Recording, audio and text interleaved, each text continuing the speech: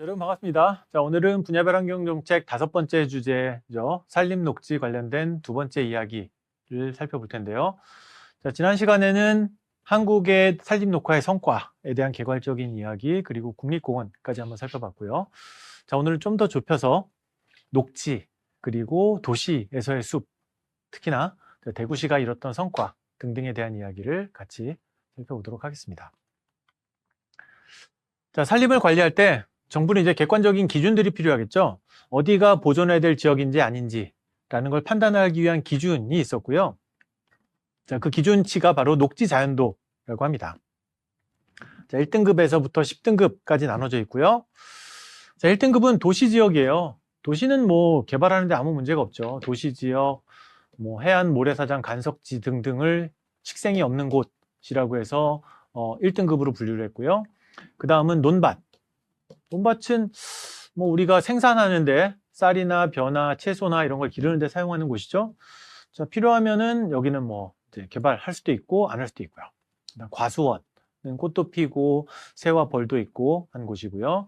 그 다음에 초원, 그리고 식목일 통해서 우리가 만들어낸 조림지, 일부러 가꾼 숲, 자, 그 다음에 젊은 숲의 이차림, 20년 미만의 숲은 꽤 자연적인 요소가 결합이 됐다. 자, 그 다음에 오래된, 한 20년에서 50년 된 초창기부터 심었던 곳은 여기는 중요하다. 그 다음은 자연림, 마지막 10등급은 한라산처럼 고산지대 아주 특수한 식생이 존재하는 아주 귀중한 곳, 이런 곳은 이제 고산 초원지로 분류를 하게 됩니다. 자, 그러면 이런 분류 속에서 자, 과거의 정부는 8등급에서 10등급까지 여기는 뭐 사람들이 심은 곳까지만 해도 뭐 문제 없을 수 있다. 하지만 사람이 심은 곳 중에서도 오래되고 자연적이고 아주 특수한 희소한 가치가 있는 곳은 여기는 8등급 이상은 개발하지 못하게 이제 묶어버립니다. 자, 규제를 하게 됩니다. 자, 예를 하나 보도록 할까요? 자, 여기는 실제로 한 골프장이고요. 자, 골프장을 만들겠다고 그 정부에 신고를 하는데 이 지역의 녹지 자연도를 보니까 7등급, 7등급, 7등급 나무가 있던 곳이죠. 하지만 오래되지 않았어요. 여기 2등급, 2등급은 논이에요. 자, 논이 있고 나무가 주로 많은 곳인데 20년 이하. 그러니까 뭐 개발은 가능합니다. 자, 그런데 여기 8등급, 8등급 등이 일부 있죠. 자, 여기는 개발 불가하는 곳이죠. 자, 골프장 허가를 받으려면 8등급이 이렇게 사업지 안에 포함이 되면은 개발 불가. 자, 빼고 다시 계획을 짜야겠죠. 자, 이렇게 8등급으로 분류가 되면 개발 불가로 묶이게 됩니다. 자, 그런데 이 기준이 좀 일관되진 않아요. 1등급, 가장 낮은 등급의 도시, 여기는 마음대로 해도 되죠. 근데 바닷가 모래사장하고 동일한 등급이냐? 해운대, 광안리, 거제도에 있는 각종 모래사장, 거기에 있는 조개와 해양 생물들 굉장히 소중한 자산인데 도시랑 같이 관리한다. 자, 이게 말이 안 되겠죠? 자, 이 기준이 너무 객관적이지 못하고 모호하고 타당하지 않다라고 해서 이걸 이제 폐기가 됩니다. 자, 폐기가 되고 녹지 자연도 대신에 명확한 식생 보존 등급, 녹지와 자연이라는 개념이 결합이 되니까 명확치 않다. 차라리 식물 하나만으로, 식물이 얼마나 있느냐, 풀이 있느냐, 나무가 있느냐, 이건 좀 명확하죠. 그래서 식생 보존 등급으로 전환을 하게 됩니다. 자, 지금의 식생 보존 등급은 1등급에서 5등급까지 나눠져 있고 이렇게 다양한 식물만을 기준으로 해서 이렇게 기준들을 나누게 됩니다. 그러면 자, 1등급은 보존해야 될 지역이죠. 자, 그 다음에 여기 5등급은 뭐 여기는 논밭, 뭐 여기는 주택이 많은 곳은 개발이 됩니다. 자, 대표적으로 앞에 녹지 자연도에서는 도시, 주택지와 해안사구가 같은 등급이었는데 정반대가 됐죠. 여기서는 식생이 없더라도 해안사구는 1등급 보존해야 될 지역, 바닷가 모래는 보존해야 되는 지역으로 바뀌게 됩니다. 자, 지금 이제 식생 보존 등급으로 다시 보게 되면 여기도 이제 골프장 사례인데요. 자, 골프장 사례 안에 식생 보존 등급들을 좀 확인을 해보니까 3등급 등이 많죠. 4등급 인위적으로 조림된 조림들 뭐 가능하고요. 자, 3등급까지 있고 1등급, 2등급은 없죠. 자, 이렇게 해서 빼서 이제 사업이 진행된다라는 게 확인이 될 겁니다. 자, 여기는 도시지역이겠네요. 자, 또 하나, 자, 정부가 활용하는 자연의 정도, 녹화의 정도, 보존의 정도를 나타내는 지표가 생태자연도입니다. 자, 앞에서는 식생, 식물의 정도, 식생화된 정도를 봤다면 이번엔 생태자연도고요. 이 생태자연도는 우리나라의 국토가 얼마만큼 자연환경에 가까운가를 나타내는 지표고요. 여기는 생태자연도 등급에 따라서 1, 2, 3등급으로 나누게 되는데요. 1등급, 2등급, 3등급, 그 다음 마지막 별도관리지역으로 나누게 되는데요. 자, 이때는 앞에 봤던 식생보존등급, 1등급, 2등급, 그 다음에 멸종위기 야생동물이 서식하는 곳을 대상으로 한 등급들을 종합해서 식물과 야생동물을 기준으로 해서 만들어진 지표가 바로 이 생태자연도라고 할 수 있습니다.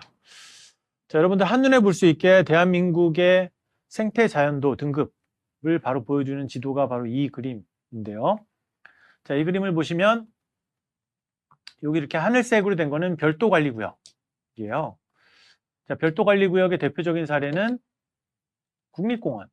자, 여기 지리산 국립공원, 설악산 국립공원, 여기는 북한산 국립공원이 되겠네요. 여기는 이제 해안 국립공원이 될 거고 한라산이고요. 자, 그 밖에 백두대간 보호구역 또 이렇게 별도 구역으로 지정이 되어 있습니다. 자, 하늘색으로 표시가 된 별도 관리 구역, 중요하니까 따로 관리한다라는 지역이 있고요. 그 다음에 생태보존 1등급, 2등급 초록색들이 있죠. 초록색, 연두색 등은 주로 이렇게 강원도, 경상북도가 많은 편입니다. 자, 여기에 대구광역시 위에 있는 여기는 이제 팔공산이네요. 군이 포함되기 전의 지도인 것 같고요. 이때도 별도 관리구역으로 지정이 된다라고 할 수가 있습니다. 자, 이렇게 정부는 녹지 정도, 야생동물이 있는 정도, 그리고 멸종위기 기종이 얼마나 있느냐를 통합해서 생태자연도로 등급을 나눠서 관리를 하고 있는데 여기에도 한계가 있어요. 자, 보면 2019년 기사인데요. 개발 이익을 노려서 소나무 600그루를 그냥 말려서 죽였어요. 제초제를 이 관에다가 막 우리 가로수들 보면은 가끔씩 이제 영양제 맞는 거 보이죠? 길에 가다 보면은 가로수들이 병에 걸리면 뭐 혹은 이렇게 잘 자라도록 영양제를 이렇게 수관에 넣어서 주는데 이 소나무에다가 제초제를 집어넣었어요. 자, 지난 시간에 우리는 강원도 지역에서 불법 벌채하는 사람들을 봤어요. 자, 그 사람들은 소나무를 잘라서 가져가요. 그럼 이 목재가 돈이 되죠? 수백만 원의 돈이 되는데 자, 여기 있는 사람은 가져가지 않아요. 그냥 조용히 말라 죽도록 제초제를 집어넣어요. 600그루를. 자, 그럼 왜 죽이느냐?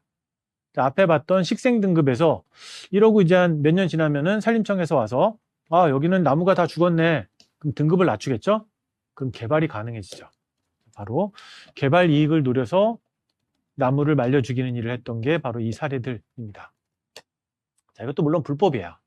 하지만 이런 일들이 2019년까지 여전히 자행되고 있더라. 특히나 제주도네요.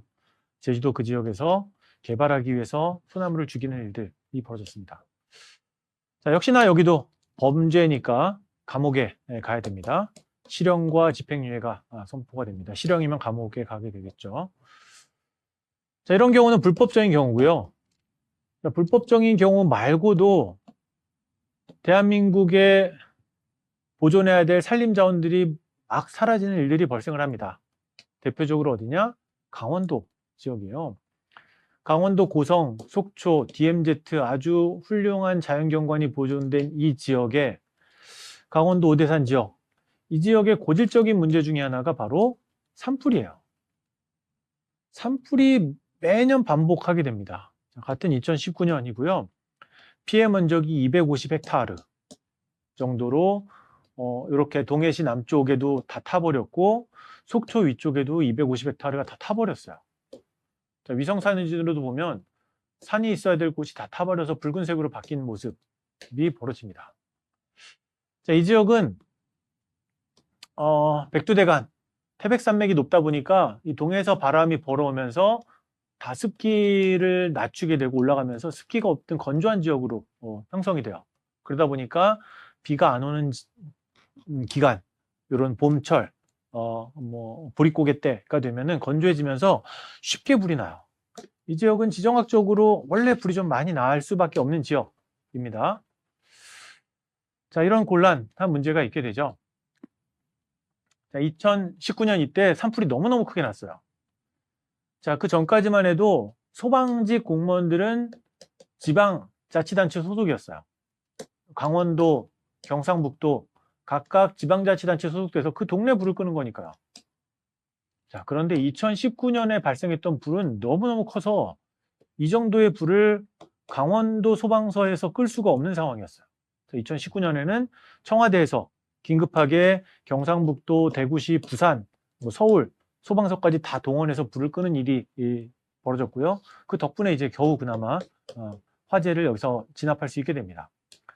자, 이때 한반도가 불타버리지 않게 막아낸 이 영웅이었던 소방관들이 지방직으로 있다 보니까 재정도 어렵고 문제가 많다. 자, 국가직으로 바꿔달라라고 청원이 막 이때 벌어지기 시작했고요. 결국 국가직, 소방청, 중앙정부 산하 소방청으로 바뀌게 됩니다. 자, 2019년 강원도 산불은 너무너무 커서 이렇게 행정체계가 개편될 정도에까지 논란이 됐던 게 바로 2019년의 산불이었습니다. 자, 그런데 강원도 지역은 이 산불이 나는 걸 은근히 좋아하면서 이용하는 곳이 있어요. 자, 어디냐? 바로 삼척시예요. 바로 동해시 밑에 있는 삼척인데요. 여기도 불이 타버렸죠. 자, 불이 나버리니까 산에 나무가 없어요. 그러면 이 삼척시는 어떻게 생각했느냐? 여기다 산업단지를 만들자. 오케이, 잘 됐다. 나무도 없는데 여기다 공장을 지어보자. 자, 근데 삼척에다 공장을 짓자고 하면 잘 안 올 테니까 여긴 특화시키자. 어떻게 특화시키냐? 바로 산불이 난 곳이니까 바로 소방방지업체로 특화시키겠다라고 해서 고시를 했어요. 그리고 산업단지를 만들겠다. 자, 물론 원래 계획은 산업부와 산림청과 환경청은 산불이 났으니까 여기를 복원하는 게 원래 1차적인 계획이고 정상적인 국가의 대응이에요. 그런데 너무너무 넓은 지역이기 때문에 나무를 심는 비용도 너무너무 커요. 자, 나무 심는 비용이 국회에서 통과가 안 되고 하면서 나무를 다 못 심는 상황입니다. 자, 그러니까 그 틈에 이제 삼척시는 나무도 못 심는데 뭐 그러면 여기 그냥 둘 수 없으니까 바로 소방방재 산업단지 만들겠다라고 해서 한 10년 동안을 계속 열심히 노력을 해요. 자, 2023년 그래도 결국 안 됐죠. 그래서 지정은 됐는데 지정까지는 받았어요. 소방방재 산업단지로 만들었는데 결국 예산 확보나 들어오겠다는 기업이나 이런 게 충분하지 않으면서 2023년 강원도에서 지정 해제, 그냥 다시 나무 심자 그러게 됩니다. 한반도의 나무가 나쁜 범죄자들 때문에 사라지기도 하고 자연적인 요인 때문에 불타서 없어지는 일들도 발생을 하고 그 틈을 노려서 또 이제 개발하고 공장을 지으려는 노력들이, 압력들이 계속 발생하고 있는 게 한국의 현재 상황이다라고 할 수가 있습니다. 자, 그러면 이제는 좀 더 범위를 좁혀서 한번 도시를 한번 보도록 할 거예요. 자, 한국인들의 80% 이상이 전부 다 도시에 살아요. 자, 이제는 서울, 대전, 대구만 부산이 아니죠. 경산도 쉬고요. 경주도 쉬고, 구미도 쉬고, 상주도 쉬고, 김천도 쉬고요. 그렇죠? 한국은 전부 다 이제 다 도시가 돼버렸죠. 자, 전체 면적으로는 80%가 안 되지만 대한민국 국민의 80%는 전부 다 도시에 삽니다. 자, 이 도시, 산림녹지화와 괴리된, 분리된 채 살아가는 이 도시, 지역의 녹화가 어떻게 되고 있는지를 같이 한번 살펴보도록 하겠습니다. 자, 2014년 환경부에서 이제 녹지 비율을 통계를 냈는데요. 자, 광역시 중에서, 물론 광역도가 들어가면 경상북도나 강원도가 제일 녹지 비율이 높죠. 산이 많으니까. 자, 도시 중에서는 울산이 1등이다. 대구가 그 다음이다. 라고 발표를 해요. 2014년입니다. 자, 근데 울산이 1등인 게 그렇게 탐탁하지만은 않을 수도 있습니다. 자, 왜냐하면, 자, 울산은, 자, 광역시로 가장 늦게 승격이 됐는데요. 자, 일반 울산시였다가 광역시가 되기 위해서 인구 100만을 넘어야 되는데 100만 명이 안 됐어요. 자, 90만 막 이렇게 되니까 100만 조건을 맞추기 위해서 울주군을 강제로 편입을 시켰어요. 그래서 울주군이 편입이 되면서 100만이 되고 울산광역시로 승격이 됐죠. 그래서 울주군이 들어가니까 여기는 이제 군 지역이 포함이 되면서 녹지 비율이 높아진 측면들이 있습니다. 자, 이런 울산 특이한 경우를 제외하면 자, 대구 굉장히 높은 편입니다. 자, 물론 이 자료는 2014년이기 때문에 자, 군이 편입되기 전이어서 또 달라질 수는 있습니다. 달성군까지 편입될 때 얘기죠. 자, 대구 녹지 비율이 61%로 높은 편이고요. 서울은 낮은 편이에요. 자, 서울이라는 도시가 전 세계에서 보면은 자랑할 만한 전 세계 어떤 수도에도 국립공원을 가진 곳이 별로 많지 않아요. 뭐 아프리카의 케냐, 나이로비 같은 경우에는 수도 안에 국립공원인데 거기는 아프리카 평지 자연 국립공원이고요. 이런 산악형 국립공원을 가진 데는 별로 없어요. 뉴욕에도 산 보려면 한참 멀리 가야 되죠. 동경에서도 후지산 보려면 한참을 가야 되죠. 런던, 파리 다 마찬가지인데요. 자, 서울은 이 관할구역 내에 북한산 국립공원이라는 거의 1000m에 달하는 아주 높은 산, 명산을 가지고 있죠. 그래서 외국에 나가면 자랑할 만한 국립공원을 보유한 한 도시, 수도로 명성이 높지만 전체 도시에서의 녹지 비율을 하면 30%밖에 되지가 않아요. 전체 비중은 높지 않다. 다 건조물로 아파트, 건물, 빌딩으로 가득 차 있죠. 자, 2013년에 서울시는 이렇게 기네스북에 오를 정도로 수직 정원, 사람보다 훨씬 높은 정원을 신청사에다 건립하면서 올랐지만 이게 다죠. 건물 안에 정도 이런 기념물 정도 만들었다. 그러니까 이제 서울시의 성과라고 할 수가 있는데요. 자, 한번 대구 한번 볼까요? 자, 대구 녹지 비율. 이것도 뭐 대구도 마찬가지 아닌가? 뭐 울산이 울주군 편입하면서 높아졌다면 뭐 대구는 인위적으로 달성을 편입함으로써 광역시 되려는 노력은 좀 다를 수 있겠지만 대구에도 군이 있죠. 달성군. 뭐 대구도 마찬가지 아니냐라고 할 수 있을 것 같아요. 자, 대구의 상황이 어떤지 산림녹화라는 관점에서 대구를 한번 들여다보도록 하겠습니다. 자, 근데 산림녹화 관련해서 대구는 별로 유명하지 않아요. 상대적으로 대구가 더 유명한 건 폭염이죠. 그렇죠? 아마 대구에서 왔다 그러면 아이고 덥겠다 이런 얘기를 그냥 인사치레처럼 들어요. 대구 하면 제일 유명한 건 폭염도시, 데프리카라고 불리죠. 자, 2010년에 대구는 오케이, 그래 대구 하면 덥다. 그러면 아예 폭염축제를 해보자 라고 해서 수성구에서 폭염축제를 해요. 자, 사람들이 덥다고 악명이 높은 곳이 대구였는데 그럼 한번 즐겨보자 라고 하면서 이렇게 물총놀이도 하고 이글루도 만들고 한바탕 파티를 여름에 벌리게 됩니다. 여름 삼복더위에 벌리면서 이게 유명해져요. 자, 덕분에 대구시는 초등학교 교과서에 실릴 정도로 역발상의 축제를 했다. 다들 덥다고 불평할 때 오히려 그거를 즐기는 기회로 삼은 아주 흥미로운 사례로 알려졌습니다. 자, 그런데 2011년에 이걸 폐지하기로 결정을 해요. 폐지가 됩니다. 자, 수성구청장이 새로 바뀐 구청장이 폭염 이거 좋지도 않은 건데 무슨 축제를 하냐. 수성구 하면 좋은 대구에 가장 잘 사는 곳, 번화한 곳, 좋은 이미지로 바꿔야 되죠. 폭염 축제를 폐기해 버렸고요. 그 뒤로 어떻게 바뀌었느냐? 수성못 축제. 계속 인용이 되고 있죠. 아마 전국의 다른 사람들은 모를 것 같아요. 대구나 수성구에 사는 사람들만 알지 수성못 축제 그렇게 유명하지 않은데요. 차라리 폭염 축제를 더 했으면 좋았을 텐데 아쉬운 부분 중에 하나가 바로 이 없어져 버린 폭염 축제입니다. 자, 이렇게 대구는 더위로 유명해요. 자, 그런데 대구가 사람들이 잘 모르는 아주 중요한 성과를 얻게 됩니다. 자, 역대 시장으로 한번 돌아가 볼 텐데요. 역대 대구시장에 대한 평가 중에서 누가 가장 일을 잘했나 라고 보면 바로 문희갑 시장이 가장 일을 잘했다 라는 평가를 받게 됩니다. 문희갑 시장이 가장 잘했고 그 다음에 김범일 시장, 조현영 시장이다 라고는 평가를 받게 되는데요. 자, 이 문희갑 시장이 가장 잘한 게 뭐냐? 예, 이 문희갑 시장이 바로 대구의 나무 심기 사업, 푸른 대구 가꾸기 사업을 무려 95년부터 2002년까지 대구시장을 재임하면서 계속 나무 심기 사업을 합니다. 푸른 대구 가꾸기 사업은 매년 100만 그루의 나무를 심는 사업이에요. 자, 여기도 보면 이 기사 보면 2018년 매일신문 기사인데요. 대구를 나타내는 상징적인 문구가 뭐냐?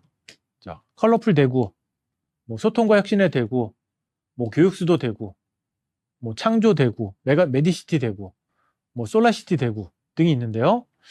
여기 북대구 IC 쪽 가면 근처에 옆에 벽에 이게 뭐예요? 푸른 대구, 밝은 미래. 세계 속의 패션 대구. 푸른 대구 요 문구가 바로 이제 문희갑 시장 때 남은 문구가 아직도 남아 있습니다. 자, 여러분들 여기 있는 슬로건들 과연 진짜 대구가 뭐냐? 다 비슷비슷하고 다 별로 존재감이 없죠. 그렇죠? 여기서 유일하게 대구를 의미 있게 바꿨던 게 바로 푸른 대구 사업입니다. 실제 한번 수치를 볼까요? 자, 문희갑 시장이 95년부터 2002년 동안 재임하면서 7년 동안 대구시장을 했죠. 관선, 민선을 겸임해서 했었는데요. 96년부터 매년 나무 심기 사업을 계속합니다. 자, 100만 그루 나무 심기 사업을 했고요. 1년에 100만 그루 심기를 계속합니다. 첫 해는 70만 그루, 이듬해는 90만 그루, 60만 그루, 90만 그루, 100만 그루, 100만 그루, 100만 그루. 그렇죠? 문희갑 시장의 재임 기간 동안 100만 그루 나무 심기 목표를 거의 달성을 해요. 자, 그런데 재미난 게 문희갑 시장이 퇴임한 이후에도 이 나무 심기 사업이 계속 지속이 됩니다. 자, 2002년에 임기가 끝났죠. 다음 시장이 왔는데도 계속 80만 그루, 90만 그루, 100만 그루, 매년 거의 100만 그루 이상씩을 계속 심어요. 그렇죠? 푸른 대구 가꾸기 1차 사업이 10년 동안 진행이 됐죠. 자, 10년 진행이 되니까 매년 100만 그루 나무 심기에서 1000만 그루 달성을 했죠. 자, 2차 사업을 2007년부터 2017년까지 진행을 합니다. 자, 또 달성을 해요. 또 100만 그루 또 달성을 합니다. 자, 그러면 20여 년이 지났죠? 거의 2천만 그루 이상의 나무를 꾸준히 심어옵니다. 대구 시민이 한 250만 명 정도 되죠.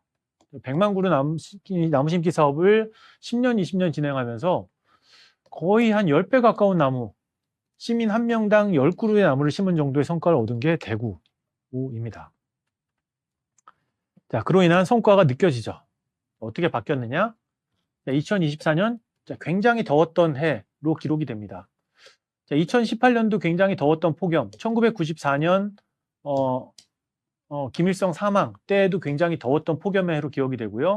2018년에도 너무 추워가지고 너무 더워서 많은 사람들이 목숨을 잃었던 해로 기억이 되고요. 2018년 이후로 코로나 상황이 지나가고 2024년에 또 굉장히 길게 더웠던 해였는데요. 자, 이때도 이제 40도가 넘는 폭염이 기록이 됩니다. 자, 대구가 폭염으로 유명한 게 바로 1980년 무렵에 다른 도시와 틀리게 40도를 기억했던 것 때문에 사람들이 다 데프리카를 기억하는데요. 2024년에 40도는 대구가 아니라 주변 도시들. 최근의 특징은 대구는 가장 높은 지역이 아니고요. 옆에 보면은 뭐 경산, 밀양, 경주 이런 곳이 이제 높은 곳으로 나와요. 대구는 그때 다른 지역이 40도 할 때 39도, 뭐 38도 가장 높은 지역이 아닙니다. 여기 보시는 것처럼 제목이 아스팔트 녹던 데프리카 변했다.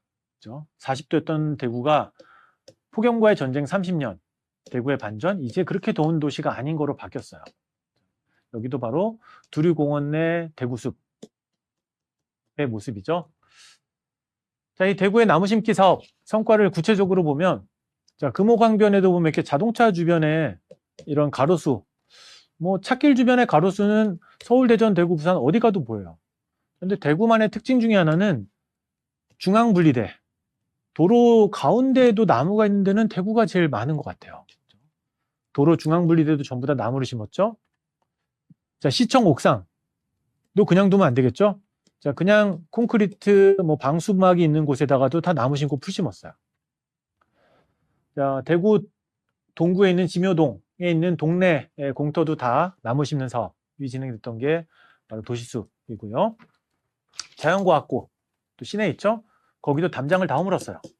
옛날에는 아이들 수업하다가 도망가고 막 가지 못하게 철제 담장들이 서 있고 뭐 시멘트 담장들이 있던 곳인데 다 허물고 그 자리에다가 대신 소나무를 심죠.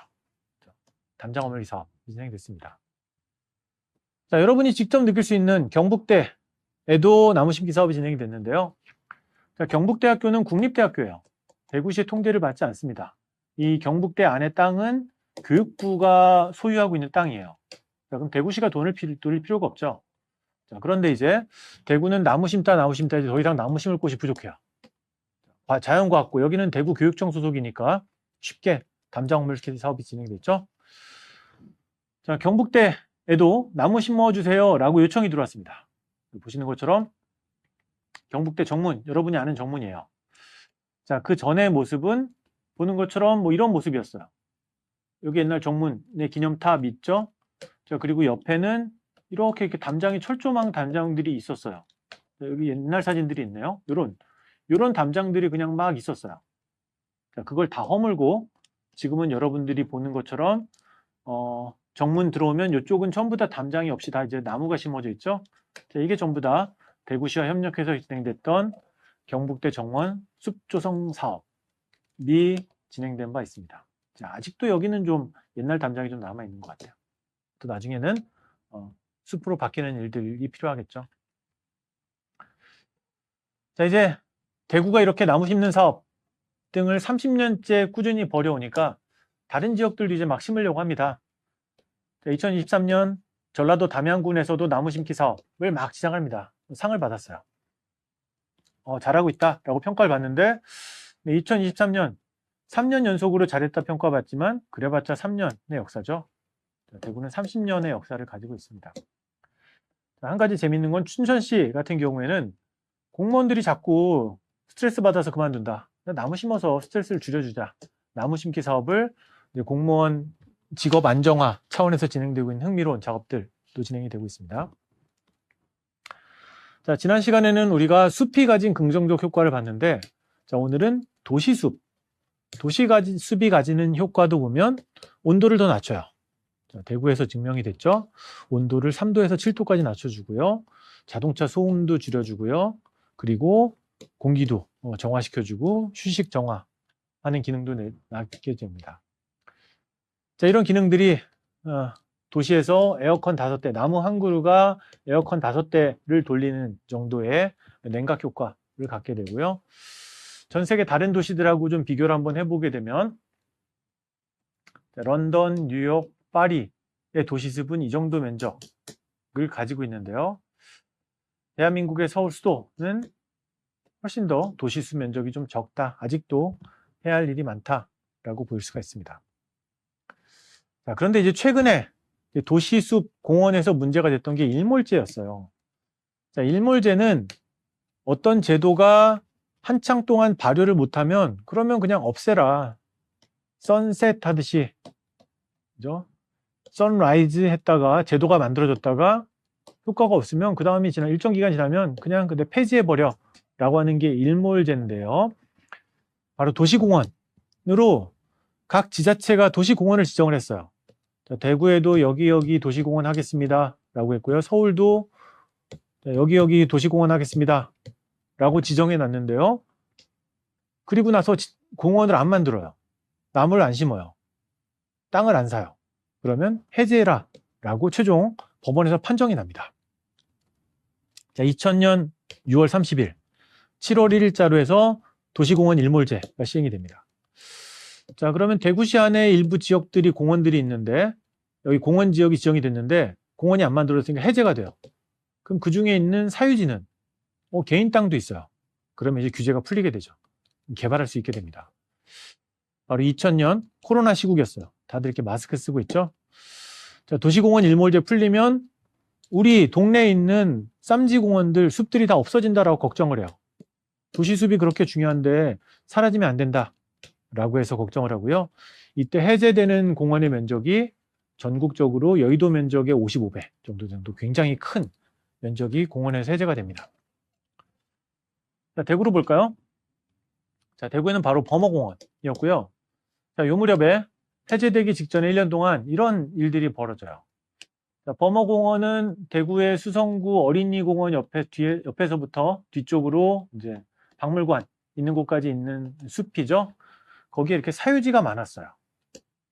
자, 보는 것처럼 그 사유지 사람들이 평소에 이렇게 늘 그냥 산책하는 길이에요. 여기에 이제 도시공원 일몰제로 풀린다라고 하니까 길을 이렇게 막아요. 철조망으로 막고 이 땅은 제 사유지입니다. 들어가지 마세요.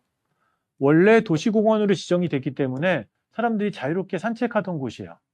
자, 그런데 이제 풀려서 개발할 수 있게 된다라고 하니까는 여기 소유주들이 이렇게 철조망을 만들고 여기 사유지 들어오면은 바로 신고하겠습니다.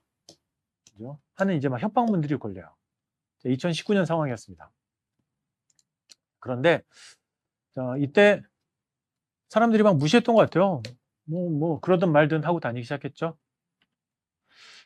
자, 도시일몰제 대상 공원들이 얼마나 되는지를 보면 여기는 개소수로 보면 서울에 150개, 대구에도 120개, 자, 경기에는 더 많은 1000개 정도의 도시공원들이 막 지정이 되어 있었습니다. 이게 다 일몰제로 이제 풀리는 일들이 2020년에 벌어졌고요. 그로 인해 사라질 위기에 놓인 공원들, 서울에는 이런 공원들이 있고요. 전국의 경기도, 수원, 제주, 부산, 대구에도 범어공원이 바로, 그다음 경북에는 황성공원 등이 이제 사라질 위기에 처한 상황이 발생을 합니다. 자, 그리고 2020년 7월 1일자로 해제가 됐죠. 자, 대구시는 도시공원 73%를 지켜라고 이제 발표를 해요. 덕분에 잘 풀었다라고 보입니다. 대구 대공원 있는 부지의 공원 조성 계획을 통해서 다시 공원으로 만들었다. 뭐 이런 성과라고 발표를 하는데요. 자, 이 얘기는 반대로 하면 73%를 지켰다는 건 27%가 사라진 거죠. 그렇죠? 똑같은 내용을 가지고 매일신문에서는 다른 기사가 나요. 그렇죠? 일몰제 시행 후 대구는 공원이 27%가 없어져 버렸어요. 자, 그나마 다행인 게 경상북도는 43%가 없어졌어요. 자, 여기 바로 경주에 있는 황산공원이죠. 여기 이제 사유지가 있죠. 여기서는 지금은 황산공원은 잘 지켰다라고 평가해서 나오고 있는데요. 실제로는 경상북도 내의 도시공원의 43%가 사라져버리고 말았습니다. 일몰제로 사라져버렸고요. 자, 결국은 여기 사유지가 있는 사람들은 자기 재산권이 침해가 돼요. 법원에서 얘기한 것처럼 그 재산권 침해를 해소해 줘야겠죠. 자, 그러면 결국에는 대구시가 매입을 해야 됩니다. 여기 보는 것처럼 대구시가 장기 미집행 공원, 도시공원이라고 이제 표현 안 써요. 해제가 됐기 때문에 장기 미집행, 오랫동안 집행되지 않은 공원을 대구시가 매입한다. 2023년 기사고요. 그러면 사들이기 위해서 예산이 필요하죠. 2천억 늘려서 살려고 하는데 매입 부지는 여전히 얼마 안 되고요. 토지 부상이 80%밖에 안 됐습니다. 여기 범어공원 모습이네요. 80%가 완료됐고 20%는 아직 사들이지는 못했어요. 또 사유지를 안 팔겠다라고 하면 또 뭐 강제로 살 수는 없죠. 자, 근데 어차피 지금 이후로도 도시공원 이후로도 개발은 안 되고 있어요. 그러면 이제 토지 소유주들도 팔아야겠다라는 생각이 들겠죠. 그러면 적정한 보상을 주고 매입을 해서 다시 공원으로 만드는 작업이 필요하겠죠. 자, 이게 이제 일몰제가 해결해 나가야 될 과제라고 할 수가 있습니다. 자, 여러분들 우리 이번 시간에는 녹지 관리와 관련해서 정부가 활용하는 주요한 지표 개념이 과거의 녹지 자연도 1등급에서 8등급, 10등급까지 정해놓고 8등급 이상은 개발 불가로 묶어놨는데 이게 개념이 모호하기 때문에 식생보전 등급, 나무와 풀로 다시 명확한 기준을 만들었고요. 한국의 땅 중에서 자연환경이 얼마나 보존해야 될지 아닌지를 1에서 3등급으로 분류한 생태자연도라는 걸 통해서 우리가 한눈에 우리 국토 중에 지켜야 될 곳들을 확인할 수 있었죠. 다음은 도시숲. 도시 안에 가지는 숲이 효과는 훨씬 더 크죠. 더 밀접하기 때문에 냉각 효과도 있고 특히나 푸른 대구 가꾸기는 30년 이상 동안 나무를 꾸준히 심어서 3천만 그루를 심어온 대구의 저력이 이제 데프리카를 벗어나게 만드는 성과까지 얻었다. 다른 지역에서도 서서히 인정받고 있는 게 대구의 나무 심기 사업이라고 할 수 있고요. 이런 도시의 나무 심기 사업에 위협이 되는 게 도시공원 일몰제인데 중요한 해결책은 결국 정부가 재원을 마련해서 민간 소유지의 공원들을 매입해 나가는 것이 이제 앞으로 풀어야 될 과제라고 할 수가 있습니다. 자, 여러분 오늘까지 해서 산림 녹지 관련된 이야기를 살펴봤고요. 다음 시간에는 그 다음에 생태계, 이게 수중 생산자, 식물, 야생동물, 포식자 등등의 생태계를 어떻게 관리해야 되는지 실패 사례부터 쟁점인 내용들까지 다음 시간에 살펴보도록 하겠습니다. 자, 여러분 오늘 수업은 여기까지였고요. 자, 수고 많으셨고 다음 시간에 뵙겠습니다.